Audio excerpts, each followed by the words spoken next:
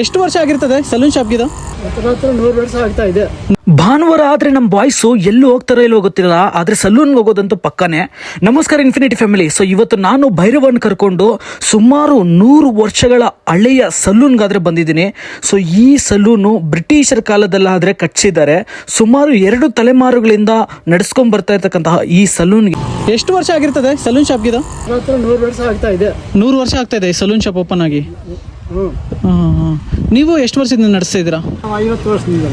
ತುಂಬ ಗ್ರೇಟ್ಫುಲ್ ಅನಿಸ್ತು ಈ ವ್ಯಕ್ತಿ ಮಾತುಗಳನ್ನು ಕೇಳಿ. ನನಗೆ ಸುಮಾರು 50 ವರ್ಷಗಳ ಕಾಲ ಸಲೂನನ್ನು ನಡೆಸೋದಂದರೆ ಅಷ್ಟೊಂದು ಕಾಮನ್ ಥಿಂಗ್ ಅಲ್ಲ.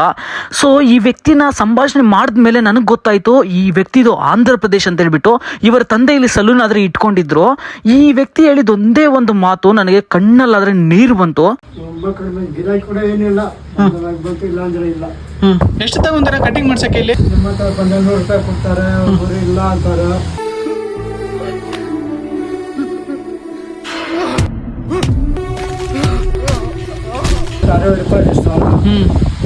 ₹60 కటింగ్ చేసుకుని ₹50 ఇస్తారు. 100 అయితే వచ్చి 79 ಇಂಟಿಂದ ಮಿಕ್ಕಿ ಬಿಡು. ಸುಮಾರು 79 ವರ್ಷಗಳಾಗ್ತಾ ಇದೆ ಇವರಿಗೆ.